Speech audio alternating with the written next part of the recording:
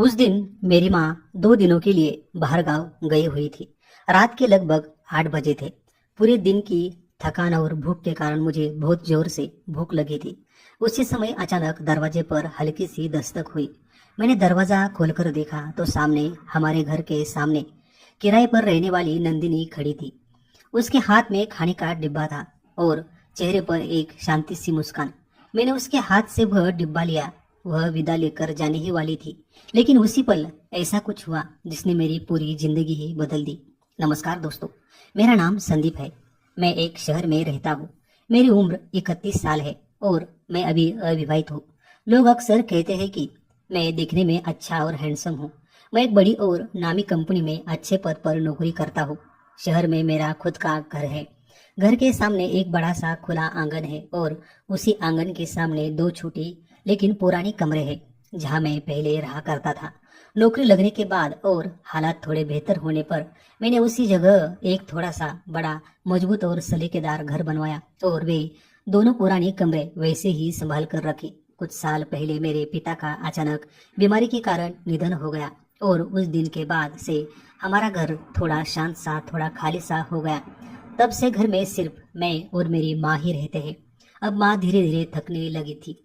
उम्र भी बढ़ती जा रही थी। शरीर साथ नहीं देता था, लेकिन फिर भी उसके चेहरे की ममता भरी मुस्कान और मेरे लिए चिंता कभी कम नहीं हुई। वह मुझे बार बार प्यार से कहती, बेटा अब तुम्हारी शादी कर दे, घर में बहू आ जाएगी तो घर को सहारा मिलेगा। मुझे भी थोड़ा हल्का महसूस होगा। लेकिन मुझे मन पसंद, समझदार, सरल और अच्छे स्वभाव वाली लड़की अभी तक नहीं मिली थी। इसलिए मैं जल्दबाजी नहीं कर रहा था। मन के किसी कोने में यह विश्वास था कि सही समय आने पर सब अपने आप हो जाएगा। इन्हीं ख्यालों में दिन बीत रहे थे। उस दिन रविवार था। ऑफिस की छुट्टी होने की वजह से मैं घर पर ही था। सुबह के लगभग 9:30 बजे होंगे।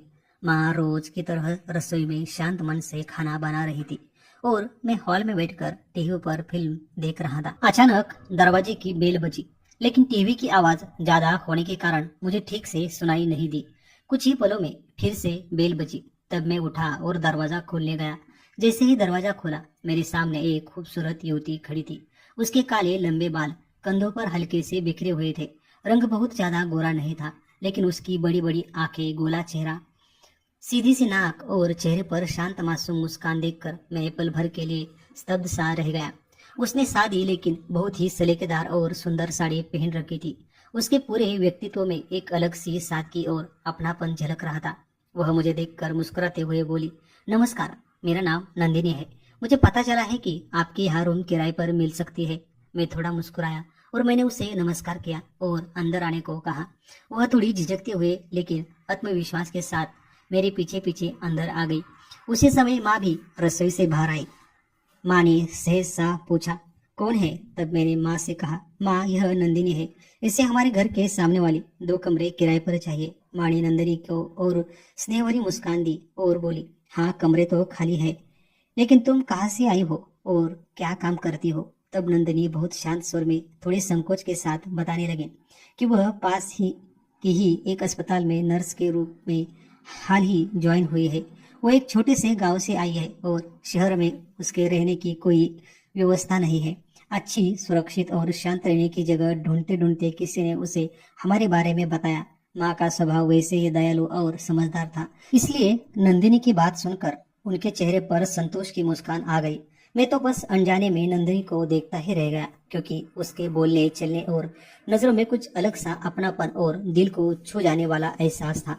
माँ ने कहा, हाँ ठीक है, तुम यहाँ रह सकती हो। तब नंदिनी ने थोड़ी हिम्मत करके किराए के बारे में पूछा। माँ ने कहा, 4,000 रुपये किराया है। यह सुनकर नंदिनी थोड़ी सी झिझकी और बहुत विनम्रता से बोली, क्या थोड़ा कम हो सकता है, क्योंकि मेरी नौकरी अभी नई नहीं है। माँ ने उसकी परेशानी समझ ली और बिना एक पल भी सोचे बोली, ठीक है, तुम 3,000 रुपये दे देना। शुरुआत में तुम्हें ज्यादा बोझ न पड़े। माँ ने इतना कहते ही नंदिनी के चेहरे पर पल भर में खुशी खिल उठी। वह बोली, ठीक है। इसके बाद उसने एक बार कमरे देखने की इच्छा जताई तो माँ ने मुझसे कहा, संदीप जाओ और उसे कमरे दिखा दो। मैंने सिर हिलाकर हामी भरी नंदिनी की ओर देखा। वह भी मुझे देखकर हल्के से मुस्कुरा दी और हम दोनों घर से बाहर निकलकर उन पुराने कमरों की ओर चल गए। नंदिनी मेरे पीछे पीछे चल रही थी। उसके कदमों की हल्की आवाज आंगन में गूंज रही थी। मैंने दरवाजा खोला और उसे अंदर बुलाया। भले ही घर पुराना था, लेकिन हम उसे हमेशा साफ सुथरा सलीके से और संभाल कर रखते थे। नीचे फर्श था, ऊपर टीन की छत थी, लेकिन हवा, रोशनी और खुलापन भरपूर था। मैंने उसे 2 कमरे विस्तार से दिखाए और वह हर चीज को ध्यान से देख रही थी। दीवारें, खिड़कियां, दरवाजे, छत, सब कुछ उसके चेहरे पर संतोष और खुशी साफ दिखाई दे रही थी। वह बोली, कमरे बहुत अच्छे हैं, मुझे बहुत पसंद आए, मैं यह कमरे किराए पर लेती हूँ। उसका संतोष देखकर मुझे भी दिल से अच्छा लगा। थोड़ी हल्की फुल्की बातें हुई। उसने मुझसे पूछा, आप क्या करते हैं? मैंने मुस्कुराकर बताया कि मैं एक कंपनी में नौकरी करता हूँ। इस पर उसने कहा कि वह कल से यहाँ रहने आ जाएगी। मैंने भी हामी भर दी। तभी माँ ने हम दोनों को आवाज दी। माँ ने चाय बना रखी थी। हम तीनों ने साथ बैठकर चाय पी। साधारण सी जान पहचान की बातें हुई, लेकिन उसी पल घर में एक अलग ही अपनापन, स्नेह और गर्मजोशी का माहौल बन गया था। नंदिनी ने माँ और मुझसे विनम्रता से विदा ली और चली गई।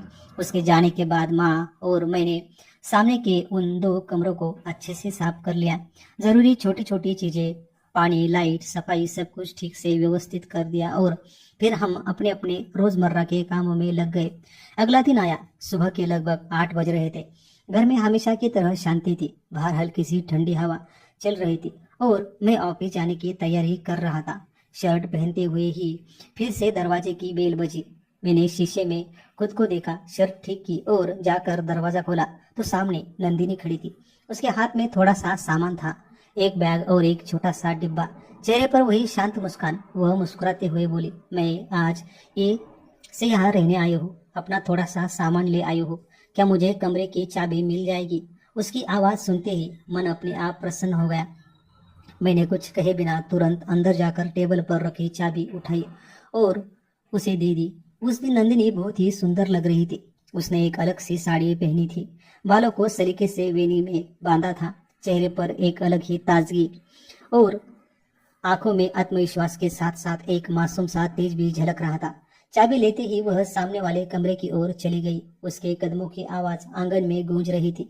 वह अपना सामान अंदर रखने लगी और क्योंकि उसकी रूम मेरे घर के ठीक सामने ही थी, इसलिए सब कुछ मुझे साफ दिखाई दे रहा था। लेकिन उस पल भले ही मन उसकी ओर खींच रहा था, फिर भी समय कम था क्योंकि मुझे 9:30 बजे ऑफिस पहुंचना था। मैं जल्दी तैयार होकर लगभग 9 बजे अपने 2 व्हीलर पर घर से निकल पड़ा। घर में थोड़ा आगे जाने पर मैंने नंदिनी को पैदल चलते हुए देखा, कंधे पर पर्स, आंखों में काम की जल्दी। मैंने गाड़ी उसके पास रोकी। उसने मेरी ओर देखा और हम दोनों अनजाने में मुस्कुरा दिए। मैंने सहज ही कहा, ऑफिस जा रहा हूँ। वह बोली, मैं भी हॉस्पिटल जा रही हूँ। उसकी आवाज सुनकर मुझे और भी अपनापन महसूस हुआ और मैंने उससे पूछा कि हॉस्पिटल कहाँ है। उसने नाम बताया और वह सुनते ही मैंने कहा, अरे मैं तो उसी रास्ते से जा रहा हूँ, तुम्हें छोड़ दो क्या? वह पहले थोड़ी सी झिझकी, नजर नीचे करके बोली, नहीं, मैं बस से चली जाऊंगी। लेकिन उसका कष्ट मुझे देखा नहीं गया। मैंने समझाते हुए कहा, इतनी परेशानी क्यों उठाती हो, चलो मैं ही छोड़ देता हूँ। आखिरकार नंदिनी थोड़ी शर्मीली, थोड़ी घबराई सी मेरी गाड़ी पर बैठ गई। गाड़ी सड़क पर तेज से दौड़ रही थी। आसपास ट्रैफिक, लोग, आवाजें, सब कुछ था, लेकिन मेरा ध्यान तो बस शीशे में दिखाई दे रही उसके प्रतिबिंब पर ही अटका हुआ था। वह इतनी सुंदर, शांत और संयमी लग रही थी कि पल भर के लिए आसपास की दुनिया का एहसास ही नहीं रहा। लगभग 1.5 किलोमीटर दूर उसका हॉस्पिटल आ गया। मैंने गाड़ी रोकी, वह उतरी, मुझे थैंक यू कहा, एक छोटी सी प्यारी मुस्कान दी और उस प्राइवेट हॉस्पिटल में अंदर चली गई। उसका यूं पीठ फेर कर जाना भी मुझे कुछ अलग सा महसूस कर गया। मैं भी खुद को संभालते हुए आगे ऑफिस की ओर निकल पड़ा। इसी तरह धीरे धीरे दिन बीतते जा रहे थे और जब भी माँ और नंदिनी घर पर होती, वे हमेशा एक दूसरे से बातें करती रहती। माँ कभी उसे घर के अंदर बुला लेती, कभी खुद ही उसकी रूम पर जाकर उससे बातें करती थी, कभी उसके काम के बारे में पूछताछ करती। धीरे धीरे घर में अपनापन और ममता से भरा माहौल बन गया। मेरी और नंदिनी की ज्यादा बातचीत नहीं होती थी, लेकिन हमारी नजरें कई बार एक दूसरे से टकरा जाती थी। वह अक्सर मेरी तरफ देखने से बचती थी, लेकिन उसके इस बचने में भी कुछ छिपा हुआ है, यह मुझे साफ महसूस होता था। दिन ब दिन नंदिनी मुझे और भी ज्यादा पसंद आने लगी थी। उसकी सादगी, उसका रूप, उसका शांत स्वभाव और माँ से बात करते समय दिखाई देने वाला अपनापन, ये सारी बातें मेरे दिल में गहराई तक उतरती जा रही थी। लगभग 1 महीना हो चुका था उसे यहाँ आए हुए। हॉस्पिटल छोड़ते समय हमारी थोड़ी बहुत बातचीत हो जाती थी, कभी सड़क की भीड़ पर, कभी बारिश पर, कभी काम के बारे में। फिर भी वह मुझसे एक दूरी बनाकर ही रहती थी, जैसे अपने मन की कोई बात वह खुद तक ही सीमित रहे रखना चाहती हो। उस दिन शाम को मैं ऑफिस से घर लौटा। माँ ने बहुत स्वादिष्ट खाना बनाया था। उसके हाथ के खाने का स्वाद ही अलग होता है। हम दोनों ने शांति से खाना खाया, थोड़ी बहुत बातें हुई और फिर सोने चले गए। माँ अपने बेडरूम में सो गई और मैं अपने रूम में। रात के लगभग 11 बजे होंगे। मैं गहरी नींद में था कि अचानक मेरे दरवाजे पर दस्तक हुई। मैं चौंक कर उठ गया। दिल की धड़कन तेज हो गई। दरवाजा खोला तो देखा माँ सामने खड़ी थी। चेहरा उतरा हुआ, शरीर कांप रहा था और आंखों में दर्द साफ झलक रहा था। कांपती आवाज में उन्होंने कहा, बेटा मुझे बहुत तेज बुखार आ गया है। मैंने उनके शरीर को छूकर देखा तो सचमुच तेज बुखार था। उस पल मुझे भी पसीना आ गया। तभी उन्हें चक्कर आया और उनका संतुलन बिगड़ने लगा। मैंने तुरंत उन्हें संभाला, मजबूती से पकड़कर बेड तक ले गया और लिटा दिया। उस समय मुझे कुछ ही भी समझ नहीं आ रहा था कि क्या करूं। इतनी रात को डॉक्टर मिलना मुश्किल था। किसे फोन करूं, कौन सी दवा दूं, कुछ भी पता नहीं था। मन में डर और बेबसी का सैलाब उमड़ आया था। उसी क्षण अचानक मेरी आंखों के सामने नंदिनी का चेहरा आ गया। वह नर्स थी। उसे ऐसी ही परिस्थितियों का जरूर अनुभव होगा। एक पल भी सोचे बिना मजबूरी में मैं रात 11:30 बजे के आसपास नंदिनी की रूम की ओर गया। इतनी रात से उठाना ठीक है या नहीं, इस दुविधा में मन उलझा हुआ था। कदम भारी लग रहे थे लेकिन हालात गंभीर थे। मैंने उसके दरवाजे पर हल्के से दस्तक दी। कुछ पल शांति रही, फिर अंदर से आवाज आई, कौन है? मैं थोड़ी घबराहट के साथ बोला, नंदिनी, मैं संदीप हूँ, क्या दरवाजा खोलोगी? कुछ ही पलों में दरवाजा खुला। नंदिनी थोड़ी घबराई हुई लग रही थी, आंखों में सवाल थे। उसने पूछा, क्या हुआ? मैंने जल्दी जल्दी टूटे शब्दों में सब बता दिया। माँ बहुत बीमार है, उन्हें तेज बुखार है और चक्कर भी आ रहे हैं। क्या आप मेरी मदद करोगी? क्या आप हमारे साथ हॉस्पिटल चलोगी? नंदिनी एक पल के लिए स्तब्ध रह गई, लेकिन तुरंत खुद को संभालते हुए चेहरे से घबराहट हटाकर बोली, चिंता मत कीजिए, पहले मैं आंटी को देख कर आती हूँ, फिर आगे का फैसला करेंगे। मेरे पास थोड़ा सा डॉक्टर का सामान है, मैं पहले आपकी माँ को चेक कर लेती हूँ। मुझे थोड़ा अनुभव है, डॉक्टर के साथ काम करते हुए सीखा है और नर्स होने के नाते मुझे प्राथमिक उपचार अच्छे से आते हैं। यह सब नंदिनी ने शांत लेकिन दृढ़ आवाज में कहा। उसे सुनते ही मेरे मन पर छाया भारी बोझ कुछ हल्का हुआ और मुझे पहली बार राहत सी महसूस हुई। मैंने तुरंत कहा, चलिए। बिना एक पल गवाए नंदिनी अपने रूम में गई और थर्मामीटर, बीपी चेक करने की मशीन, कुछ जरूरी दवाइयाँ, इंजेक्शन, कॉटन और पट्टी का सामान लेकर मेरे साथ घर आ गई। उसकी हरकतों में कोई घबराहट नहीं थी, बल्कि आत्मविश्वास साफ झलक रहा था।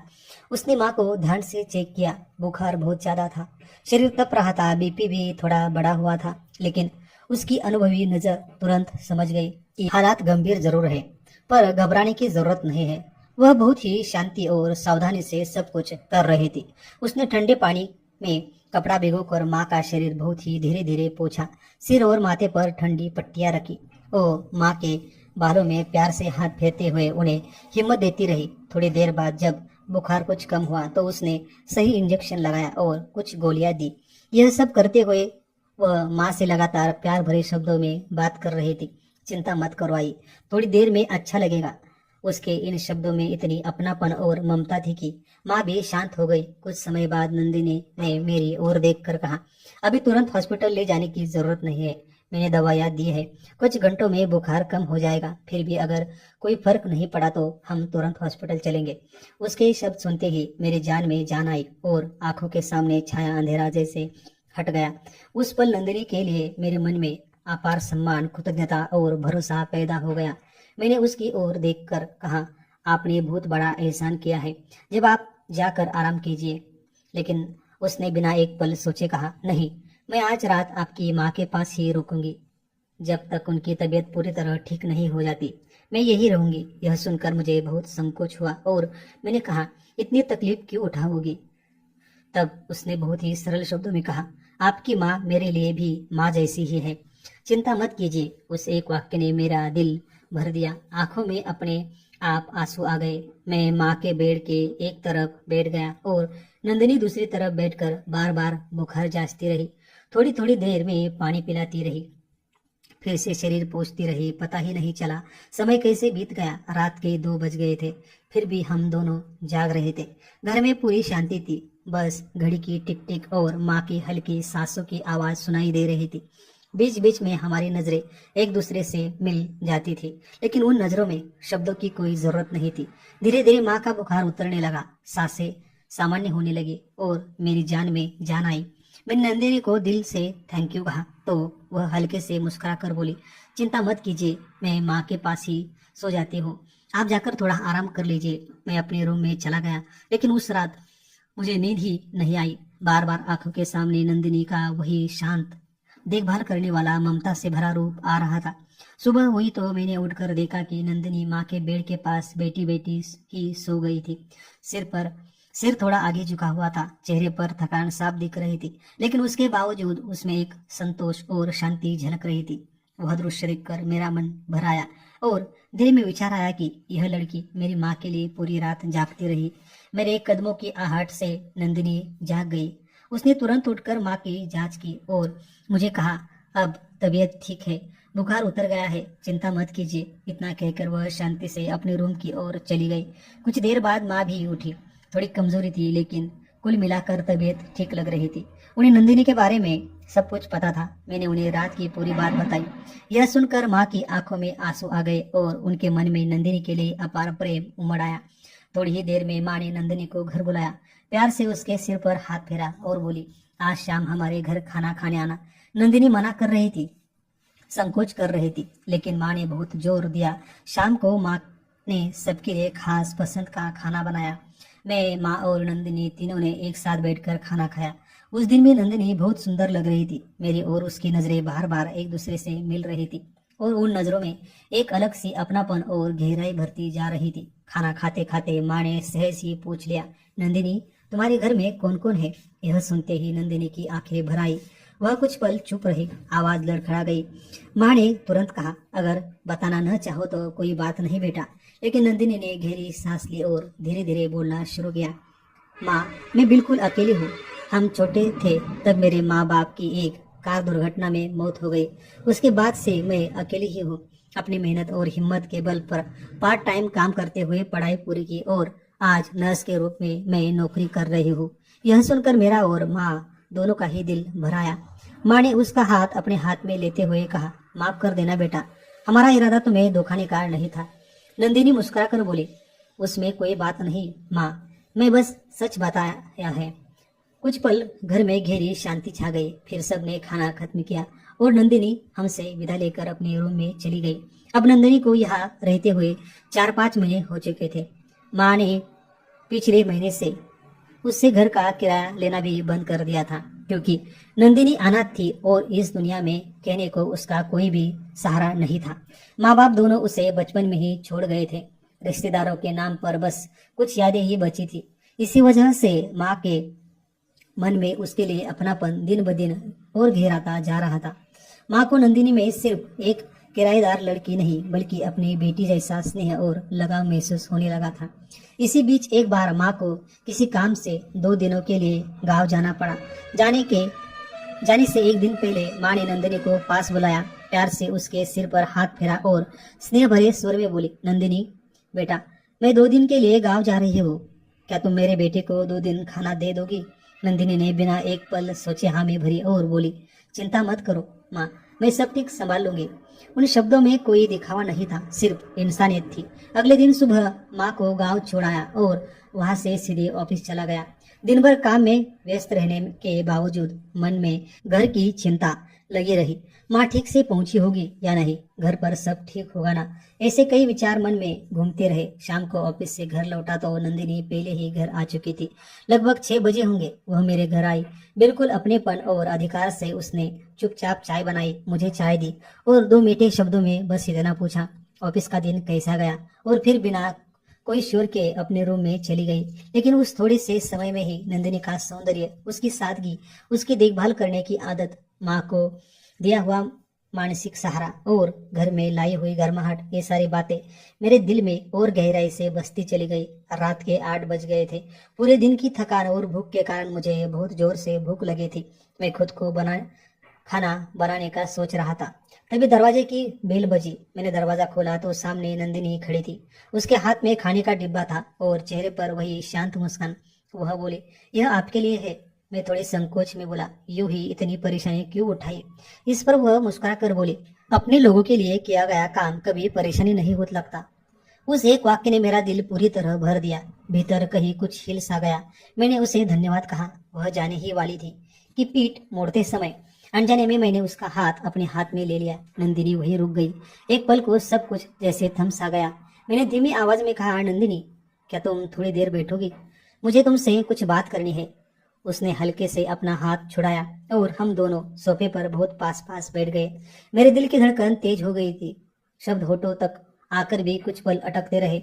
आखिर मैंने हिम्मत जुटाकर कहा, नंदिनी, जब से तुम इस घर में आई हो, घर को सच में घर होने का एहसास मिला है। तुमने मेरी माँ की जिस तरह दिल से देखभाल की, मुश्किल समय में जिस तरह साथ दिया, उसे मैं जिंदगी भर नहीं भूल सकता। मैं अभी अविवाहित हूँ और मुझे पता भी नहीं चला कि कब और कैसे, लेकिन धीरे धीरे मुझे तुमसे प्यार हो गया है। मैं तुमसे शादी करना चाहता हूँ। यह शब्द सुनते ही नंदिनी की आंखें भर आई। वह कुछ पल कुछ भी नहीं बोली। शायद उसके मन में बहुत से विचार उमड़ आए होंगे। उसकी खामोशी देखकर मैं घबरा गया और पूछ बैठा, नंदिनी, क्या मैंने कुछ गलत कह दिया? तब वह धीमी आवाज में बोली, नहीं, आपने कुछ भी गलत नहीं कहा, लेकिन मैं बहुत गरीब हूँ। आपके पास इतना बड़ा घर है, आप एक अच्छी कंपनी में नौकरी करते हैं, मेरे पीछे आगे कोई नहीं है। मैं बस एक साधारण नर्स हूँ और आपके घर किराए पर रहती हूँ। समाज क्या कहेगा, लोग क्या बोलेंगे, आपकी माँ को क्या लगेगा?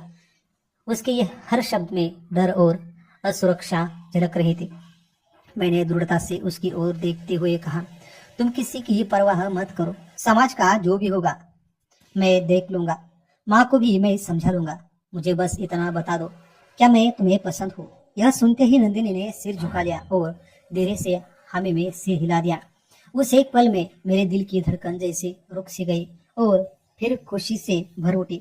मैं उठकर उसके पास गया। उसका वह सुंदर मासूम चेहरा अपने दोनों हाथों में लिया। हमारी आंखें एक दूसरे से मिली और उस नजर में शब्दों की कोई जरूरत ही नहीं रही। मैंने फिर पूछा, क्या तुम मुझसे शादी करोगी?